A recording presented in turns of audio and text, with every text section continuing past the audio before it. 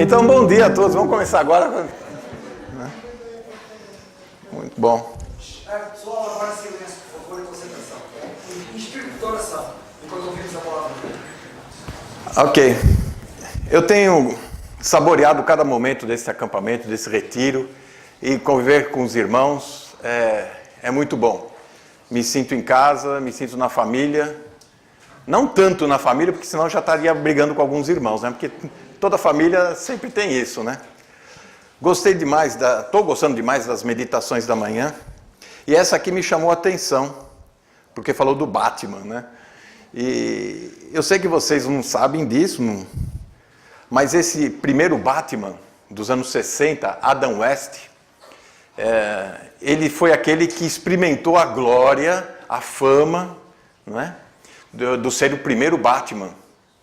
E a vida pega essas peças mesmo. Ele que chegou no auge da fama, ele teve seus últimos dias trabalhando com... a gente fala bico, não é bico aqui, como é que chama?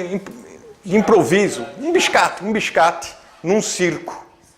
Pois ele acabou sendo desprezado ou ultrapassado para outra geração que vinha a seguir, não conseguia emprego e ele acabou arranjando um emprego num circo como bala humana no canhão, né? A gente chama de bucha, né? Bala humana, né? Então, para ver a degradação que a pessoa chega após a fama. Tem muita gente imaginando, eu quero chegar a ser tal, eu quero conquistar tal. Cuidado, de Batman você pode virar bola de canhão, né? Opa, já estamos aqui? Não, vamos pular isso, vamos chegar aqui. Eu coloquei como tema festa fúnebre, mas ia ser para um acampamento fúnebre, não ia pegar bem, né? Tanto que cai um vaso de flores ali e depois passa um paninho lá que seca. Hoje nós vamos falar de fim de festa.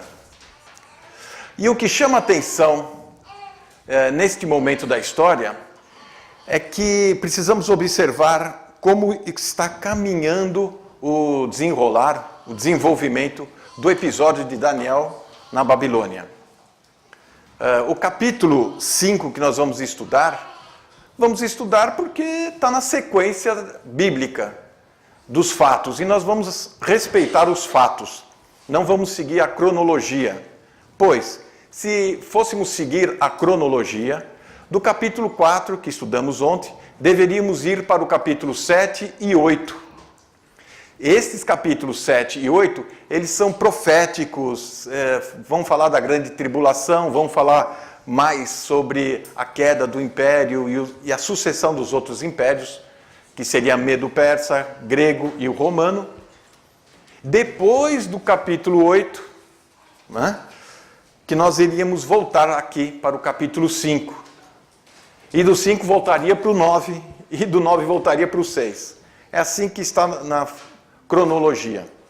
Então vamos nos sintonizar para entender o contexto dessa história. Eu sei que alguns já leram o capítulo, o que é muito importante. Este rei, ele promove uma festa, convida todos os seus lordes, né, os seus conselheiros e ministros, para participarem de uma super festa. Porém, enquanto eles estão comemorando num salão suntuoso, né, cheio de iguarias, bebidas, danças, músicas, todos se alegrando e festejando, na fronteira do seu reino, da sua cidade, o exército inimigo está a bater à porta.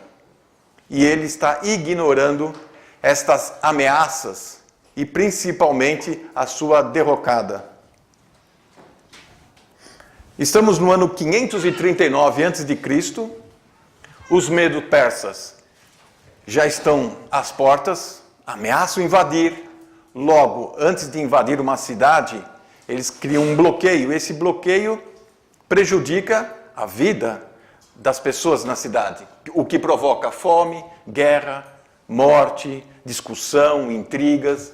E enquanto isso, o rei Belsazar vai festejando, vai saboreando, vai brincando ignorando, né, a realidade da vida. Esse Belsazar, nós vamos ver daqui a pouco, quem é este rei, né, filho de Nabucodonosor que nós lemos, né? Muito bem, vamos para o Salmo 10 e nós vamos ter um retrato melhor do que faz as pessoas que não têm a Deus. Salmo 10, o verso 3 até o 7, quem sabe. Porque o ímpio gloria-se do desejo da sua alma. Bendiz ao avarento e renuncia ao Senhor. Pela altivez do seu rosto, o ímpio não busca a Deus. Todas as suas cogitações são que não há Deus. Os seus caminhos atormentam sempre. Os teus juízos estão longe da vista dele. Em grande altura despreza aos seus inimigos. Diz em seu coração: não serei abalado, porque nunca me verei na adversidade. Verso 7. A sua boca está cheia de maldições, enganos, astúcias, e debaixo da sua língua a malícia e maldade. Este é o quadro ou a filosofia do rei Belsazar e seus comandados. Não há Deus, o mal vai me atingir? Jamais, nunca serei abalado. Eu tenho astúcia, eu tenho esperteza, eu tenho diploma, eu tenho meus conceitos de vida. Agora ele foi surpreendido, não porque não for avisado, não porque não sabia, mas porque ele insistia na sua arrogância e no seu desprezo às coisas de Deus. Eu faço do meu jeito, eu sei me virar, e assim foi este profeta, esse rei. O profeta Daniel, nessa altura do campeonato, no ano 539, ele já está por volta de 82 anos, pouco mais, pouco menos. E aqui nós temos uma noite de juízo onde a mão do Senhor pesa. Seja lá se for para o profeta, para o povo de Deus, que a mão de Deus já pesou, tirando os judeus da sua terra e levando cativo para a Babilônia, seja agora também Deus pesando a sua mão para um rei ímpio. Ou seja, ninguém escapa do juízo de Deus. Ninguém consegue se esconder de Deus. Ninguém consegue ignorar as palavras de Deus. Uma hora ou outra, o inimigo bate a porta. Uma hora ou outra, uma mão vai aparecer e sentenciando a sua existência. Foi o que aconteceu com este rei. Opa, esqueci só de anunciar aqui. Importante dizer que Isaías capítulo 13, ou mesmo Jeremias capítulo 50, que são profetas antes do cativeiro, que viveram nos anos 650 ou 700 antes de Cristo, já haviam visto e avisados por Deus sobre Babilônia invadir Jerusalém e levá-los cativo. E também, não só isso, mas avisar da queda e da destruição da Babilônia. E aqui estão os principais monarcas que aparecem na Bíblia deste império. Ciro, Cambises, Dário, está lá, Xerxes e Atarxerxes. Aqui algumas fotos, quando eles eram capa de notícia das revistas. Salmo 33, verso 10 e 11, está aqui na tela, né? O Senhor desfaz o conselho dos gentios, quebranta os intentos dos povos. O conselho do Senhor permanece para sempre, os intentos do seu coração de geração em geração. Não é porque o rei de repente estabeleceu que nada vai me atingir, ninguém vai me pegar, ninguém vai me enganar, não serei iludido. Mas a mão de Deus pesou sobre ele. Não quis ouvir a Deus, ignorou os conselhos de Deus e até jurou de pé junto: não há Deus. Eu creio naquilo que eu creio e não no que os judeus falam. e não num Deus que é soberano sobre todas as coisas. Quem ele pensa que é? Não é? Agora, algumas perguntas para a nossa reflexão. Como lidar com esses problemas? O rei Belsazar não soube lidar com essa situação. E se ele está nesse momento num buffet de festa, danças, músicas e comidas fartas, aproveitando a vida, ora, como lidar com o problema de algum dos seus conselheiros avisarem, olha, o exército medo-persa já está aí, você não está com medo? Fazendo um trocadinho besta, né? Ele continuava na festa, falou, não, meu mundo é esse. Ele ignora os fatos que estão vindo sobre ele. E nós precisamos estar atentos aos fatos que nos cercam e que de uma hora para outra pode invadir a nossa vida. E a gente ser pego de surpresa, não é? Será que o tempo resolve tudo? Gente, essa noite nós vamos comer, beber e o tempo há de curar, há de sarar as feridas. Muitas vezes as nossas decisões tomamos assim, ok? Deixa estar para ver como é que fica. Deixa o tempo que se encarrega disso, fica quietinho que passa. Shhh, silêncio, eles vão embora já já, não é? Enquanto que a festa lá estava acelerada. Ou será que a sua filosofia de vida seria algo como, melhor é beber e esquecer? A palavra-chave desse capítulo, e nós temos todo o capítulo, nós temos uma palavra que ressalta, né? Que aparece mais, ou que ganha ênfase. E a palavra aqui é beber. Vejamos lá, capítulo 5, verso 1. O rei Belsazar deu um grande banquete a 1000 dos seus senhores. Veja que não era pouca coisa não, 1000 pessoas. E bebeu vinho na presença dos mil. Havendo Belsazar provado o vinho, mandou trazer os vasos de ouro e de prata que Nabucodonosor, seu pai, tinha tirado do templo, que estava em Jerusalém, para que bebessem neles o rei, os seus príncipes, as suas mulheres, concubinas. Então trouxeram os vasos de ouro que foram tirados do templo da casa de Deus, que estava em Jerusalém, e beberam neles o rei, os príncipes, mulheres, concubinas, beberam vinho, deram louvores aos deuses de ouro, de prata, de bronze, de ferro, de madeira, de pedra. Se tivesse papel também colocaria papel, e assim vai. Perceberam a palavra aqui que constantemente ressalta? Beber. Muita gente se socorre da bebida para esquecer os seus problemas. Não é simplesmente para relaxar e estar com os amigos e falar sobre futebol e deixar um pouco os problemas de lado da vida.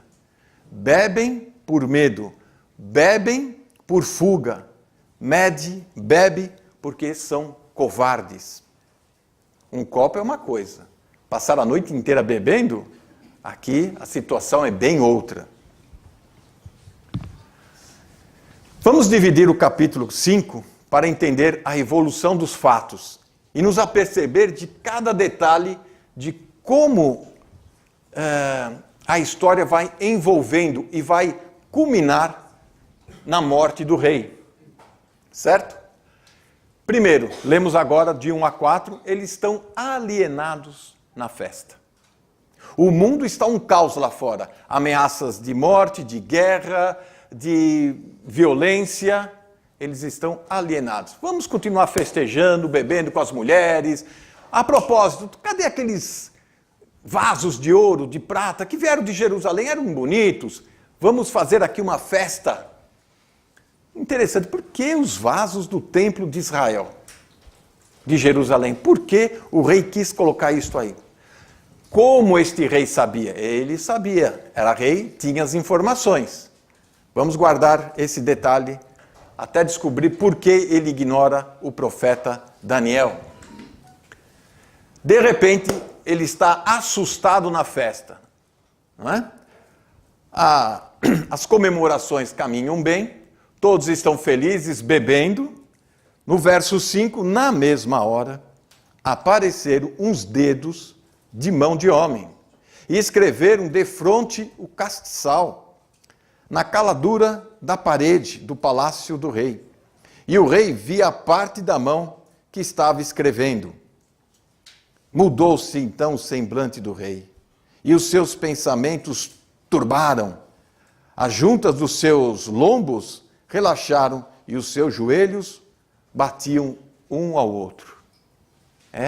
Parece desenho animado, né? Ele está lá bebendo, de repente ele não vê a mão, ele só vê dedos, né? E ele entra em pânico, né? Fica desfalecido. E o texto aqui segue dizendo que ele solta um berro de desespero e de agonia. Talvez, à primeira instância, pensando, será que os medos e persas já estão aí tentando abrir a janela, tentando quebrar as paredes? Mas ele está olhando e vendo que, tem coisa a mais aí, além daquilo que ele suspeita. Perceba que a mão está do lado das luzes que iluminavam o salão, ou seja, era para ser vista mesmo. Ele foi avisado da fama. Fama de quem? No verso 10. A rainha, por causa das palavras do rei, do seu pânico, seu desespero, imagine a festa como é que ficou, né? Era vinho caindo para tudo quanto é lado, a mulherada gritando, um tropeçando no outro. O dedo, tira o dedo, pega o dedo. Imagina como é que foi esse negócio todo. A rainha ouviu e entra no salão do rei. Ela não teria autorização se o rei não pedisse para ela entrar. Só entra quem o rei mandar entrar. Mas o momento de urgência era tal e o desespero tamanho que a rainha interviu. E ela diz assim: por causa das palavras do rei e dos seus senhores, entrou na casa do banquete. E respondeu dizendo: ó rei, vive para sempre. Sempre tem essa saudação, né? Ó rei soberano, vive para sempre. Está todo mundo num caos, tudo caindo, ela tem que se curvar ainda. Ó rei, vive para sempre. Todo mundo correndo, né? Fugindo do dedo. Imagina. E vamos em frente. Ó rei, vive para sempre. Não se turbem os teus pensamentos, nem mude o seu semblante. Há no teu reino um homem no qual há o Espírito dos deuses santos. E nos dias de teu pai se achou nele luz, inteligência, sabedoria, como a sabedoria de deuses. E teu pai, o rei Nabucodonosor, sim, teu pai, o rei, constituiu mestre dos magos, dos astrólogos, dos caldeus, dos adivinhadores. Porquanto se achou neste Daniel um espírito excelente. Até aqui. A primeira pergunta que a gente levanta ao ler o texto assim, en passant. O rei não conhece Daniel? Daniel está com 80 anos, esse rei deve estar com seus 40, que seja, ou até menos. Ele não conhece Daniel? Que história é essa? Como assim? Por que isso? Vamos ver já já. Guarda aí. Verso do 17 até o 21, ele é alertado das suas fraquezas, do seu fracasso, pelo próprio Daniel. E por fim ele é acusado da falta. Que falta é essa?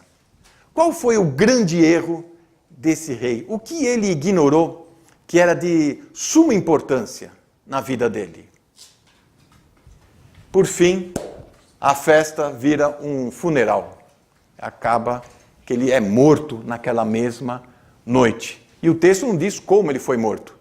Se aquele dedo pulou da parede e pegou na sua garganta, não sabemos. Ou se um dos seus próprios ministros, conselheiros, ou o capitão que estava lá, falou, esse rei não presta mesmo. Era assim, era simples. Num instantinho, eles liquidavam a parada, ou a situação. Alienado na festa, os primeiros versos.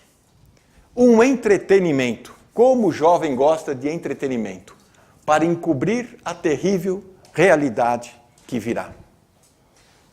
Temos muitas decisões a tomar, nós temos um futuro pela frente, nós temos que planear as coisas, mas temos medo e não temos orientação. Falta-nos sabedoria. Como agir? O entretenimento, as festas, a bebida é a melhor solução. Vivamos e comamos e amanhã morreremos todos, diz 1 Coríntios 15. Será isso? A palavra-chave aqui, vimos. Beber. Provérbios capítulo 20, logo no seu primeiro versículo, fala do perigo da bebida. Como ela pode desvirtuar. O vinho é escarnecedor. A bebida forte, alvoroçadora. E todo aquele que neles errar, nunca será sábio. Aqui é vinho, mas pode ser qualquer bebida que te seduz, que te atrai. E aqui vai falar do copo que reluz, bonito. Facilmente o jovem, ele entra na onda, no convite de participar de um entretenimento, de uma festa. Ou se não, após uma aula, após um trabalho, vamos beber. Eu sei que o dia não foi fácil, eu sei que a oposição é grande, eu sei que você tem coisas para fazer e não consegue. Eu acho que a bebida vai ser a solução para nós. Ela é um atalho para todas as nossas angústias e sofrimentos. Muito bem. Agora, os vasos do templo de Jerusalém. Isso é uma afronta ao Deus Criador. Isso já mostra o seguinte: a festa deste rei não era um rei tão alienado assim. Politicamente, ele era. Da vida, também ele era. Mas aquilo que o envolvia e o incomodava, dizia respeito à lei de Deus. Ao testemunho que nós vimos ontem de Nabucodonosor, que fez um arauto declarando o poder desse Deus. Ele sabia disso, ele conhecia essa história. Porém, ele ignorava. Não é comigo, não há Deus. Isso aí é coisa do passado. Como nós vimos aqui. Como fazem versões diferentes do Batman, a próxima geração diz assim, aquela turma lá já passou, já era. Vocês colocaram até um termo aqui diferente, né? Piroso, não é? Já foi, não é? Lamechas, não é isso? Essa é a concepção de Belsazar. Ele ignorou completamente. Mas o meu pai, na época, ele veio do estábulo, ele não estava muito bem das ideias, ele estava em convalescência, ele falava cada coisa. Porém, ao buscar os utensílios do templo, ele sabia exatamente a quem ele estava resistindo, confrontando, desafiando o Deus Criador. Ele sabia disso. Por isso ele podia pedir vasos de outros templos, de povos e nações e línguas que ele havia invadido. Mas ele fez questão de procurar o cristão. Muitas vezes o jovem que está lá no seu trabalho, no seu ambiente, quando acontece alguma coisa, quem eles vão provocar? O cristão. A quem eles vão querer desafiar? O crente. A quem eles vão querer desbancar? Sim, você mesmo. Assustado com a frase. Em Êxodo, o dedo de Deus escreveu a lei. Aqui o dedo de Deus vai escrever a reprovação desse Deus. Os magos no Egito, chegou a um certo momento, eles tentavam sempre copiar e imitar a ação de Deus, e isso que as religiões fazem por aí. Chegou um momento que eles falaram, os magos, para o faraó do Egito: olha, isso aí é o dedo de Deus. Isso aí, no capítulo 8 de Êxodo diz isso.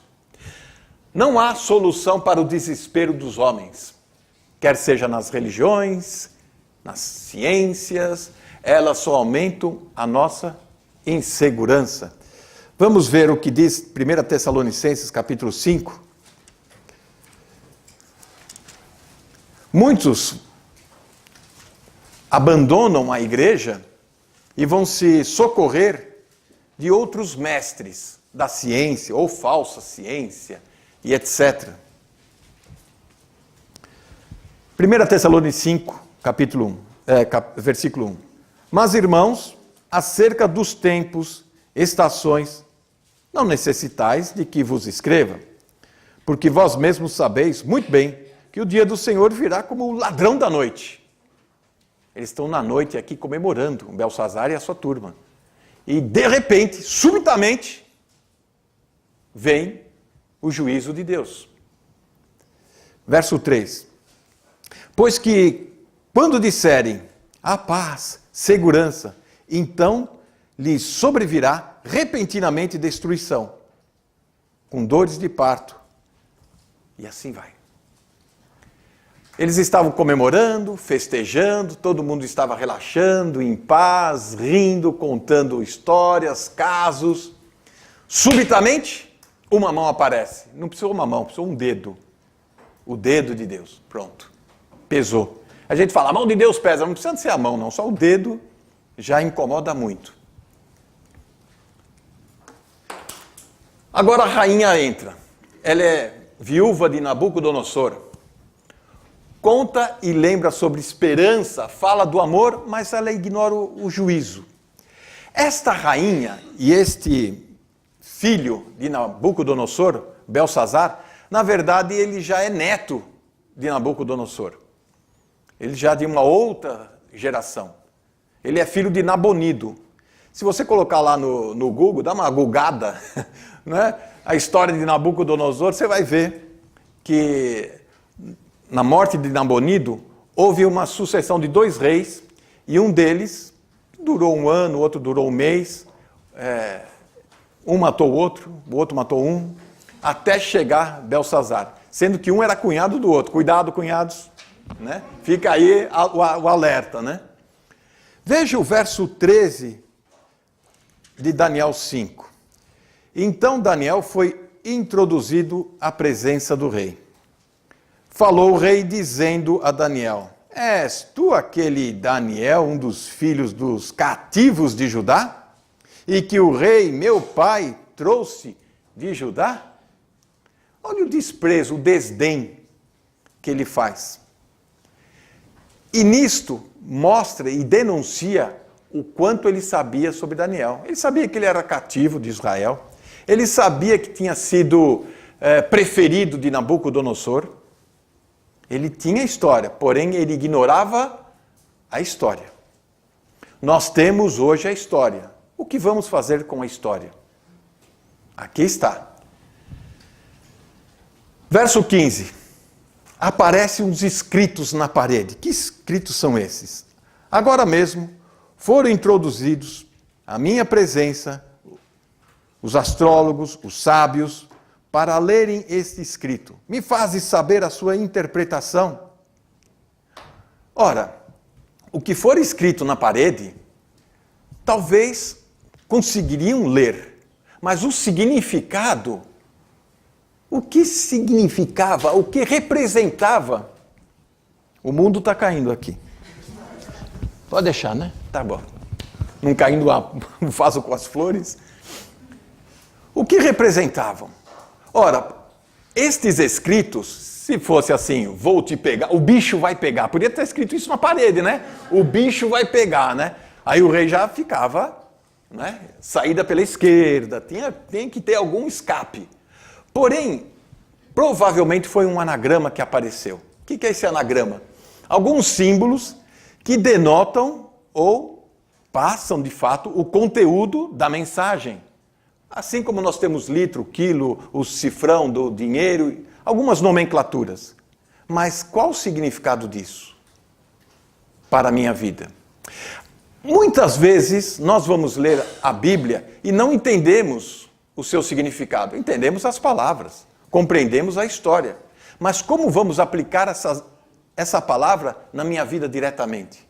Precisamos ter a sabedoria de Deus. Se você não nasceu de novo, dificilmente você vai se apaixonar por esse livro. Dificilmente você vai compreender esse livro. Ele vai ser apenas um livro. Daniel tem uma atitude que chama a atenção. Ele não saudou o rei. Por que isso? Nos outros capítulos, capítulo 4, 19, no 6, 21, ele sempre vem com essa saudação clássica, né? Ó rei, vive para sempre, eternamente, amém. Não é? Porém, ele se recusa a receber o prêmio. O rei fica em tal desespero, olha, eu dou ouro, eu dou vestes de luxo, eu te coloco até num status de terceiro. Mas por que terceiro?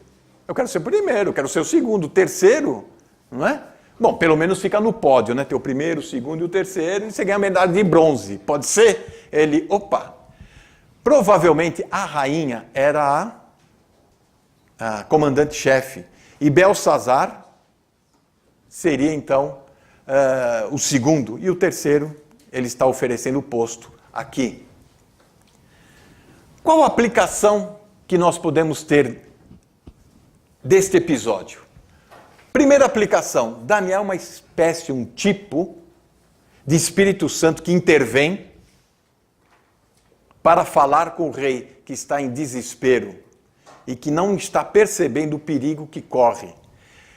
Qual a função do Espírito Santo? Primeiro, não falar de si mesmo. Daniel não falou de si. Ele não entrou e falou, olha, na época do teu pai, eu fiz isso, aquilo outro. Comigo era assim.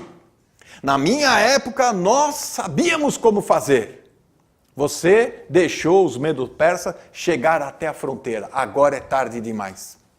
O perigo do jovem é que nós deixamos a água bater aqui, ó, na cintura. E a água, quando chega na altura do umbigo, é sinal de perigo. Não é assim? É isso que o Belsazar fez. Ele deixou os inimigos chegarem, invadir a cidade, chegar muito perto, não tomou nenhuma atitude. Pela sua arrogância, nada vai me acontecer, nunca serei atingido. Olha o que aconteceu.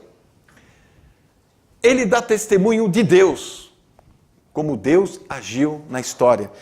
No verso 21 ou 20, ele fala assim, quando o seu coração se exaltou, falando de Nabucodonosor, da aula de ontem, capítulo 4, o seu espírito se endureceu em soberba, foi derrubado do seu trono de rei, e passou dele a sua glória, e foi tirado dentre os filhos dos homens, o seu coração foi feito semelhante ao dos animais, sua morada foi com jumentos, monteses, fizeram-no comer a erva como os bois. E assim vai a história de ontem.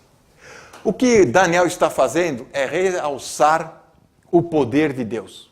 Não aquilo que ele era, a importância que ele teve no reino, mas como Deus o usou. Esse é o espírito do servo de Deus. Ele está sempre mostrando e apontando o poder de Deus, e não a ele. A segunda aplicação em mais duas acusações. Daniel, um tipo do Espírito Santo. João 16, verso 8, diz que o Espírito Santo ele veio para quê? Para convencer o homem da justiça, do juízo e do pecado. É isso que ele vai fazer com Belsazar. E Belsazar está reticente, ele está resistindo, ele não vai aceitar a palavra. Primeira acusação, responsabilizado pelo conhecimento que tinha. Romanos 1:20 mostra exatamente isso. A humanidade, ela tem conhecimento, sim, de que pelo menos há como eles chamam, um design inteligente no universo. Há um poder maravilhoso onde que faz que o planeta tenha harmonia, equilíbrio. E toda a formação da natureza, tudo mostra e evidencia a existência de um Criador. Mas a humanidade cria a evolução. E todos conhecemos a história por onde caminha. Este rei ignorou o conhecimento que tinha. Ele não deu ouvido à história. Ele não percebeu como Deus se interessava e intervia na vida de sua família. Ignorou. Isso foi com meu pai, isso foi lá com os meus avós no passado. Agora a geração aqui é outra. Agora quem manda sou eu. Segunda acusação, menosprezou a Deus com atos profanos, zombarias. Mulheres, concubinas, dançarinas, bebidas. Não estava satisfeito. O que ele faz? Tragam os vasos do templo de ouro, tragam os melhores do Deus de Israel. Nós vamos mostrar para eles quem é que entende, quem é que sabe. Isso é zombaria. O mundo está zombando de Deus, não é do crente. Não está desprezando a igreja, estão desprezando a Bíblia, estão desprezando a Deus. E o dedo de Deus vem, né? Muito bem. Jó 20, verso 4 a 7, mostra que há limites para se rebelar contra Deus, ou desafiar, entre aspas, a Deus. Segunda aplicação, nós sim somos vasos de barro, devemos ter cuidado de não desafiar a Deus. Segunda carta de Paulo aos Coríntios 4:7. Outra acusação. Esse rei está em maus lençóis, né? Ele está ficando apertado. Ele deu louvores aos deuses. A sua atitude foi consciente e foi interesseira também.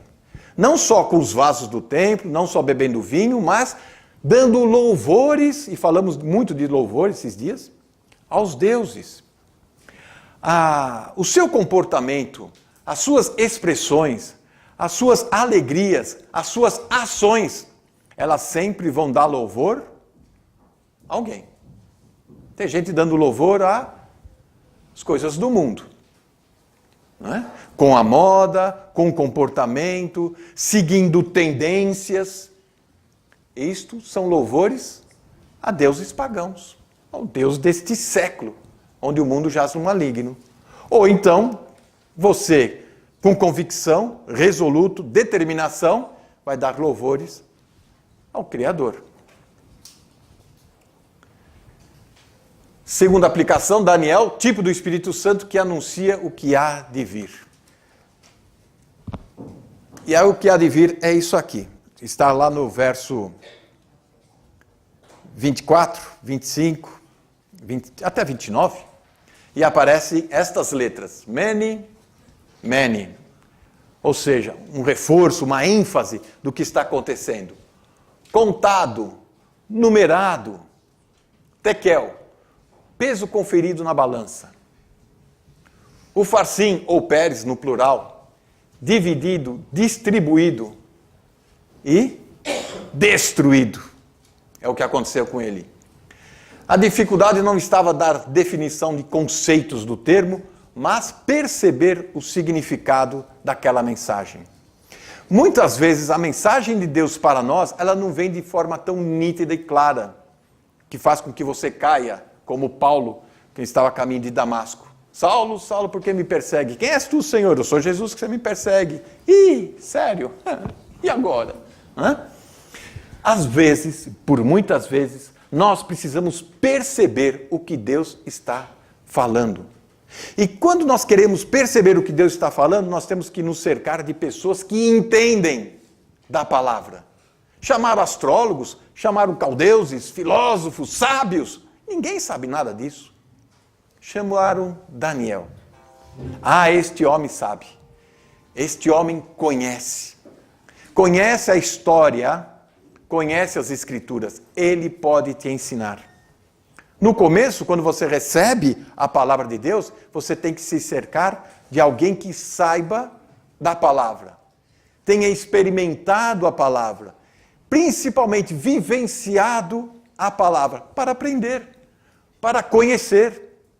Para não entrar em esquecimento e juízo.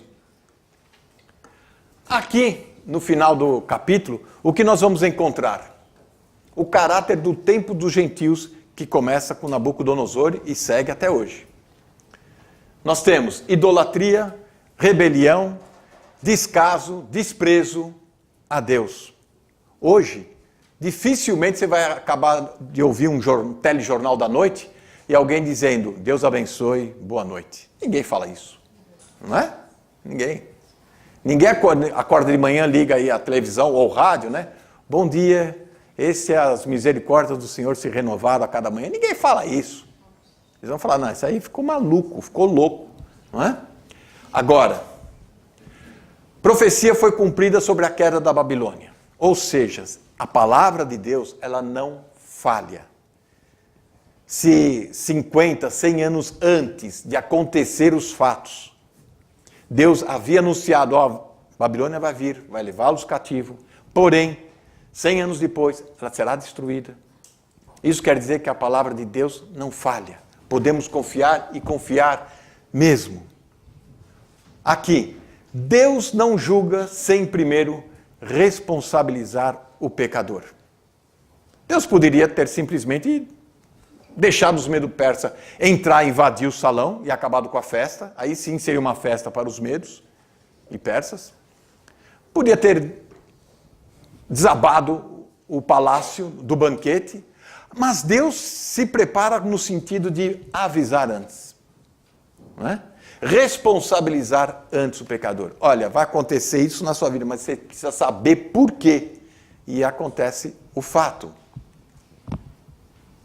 O que podemos aprender desta lição?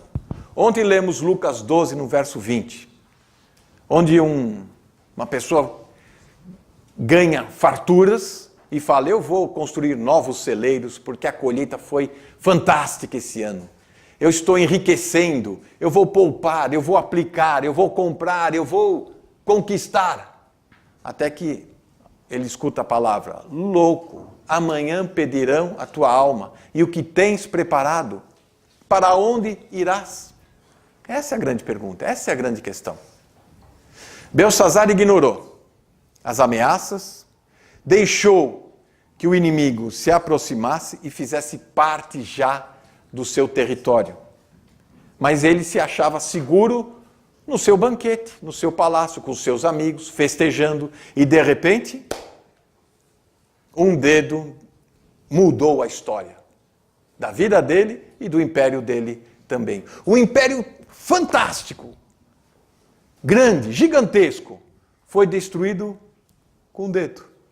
O dedo de Deus. Provérbios 29.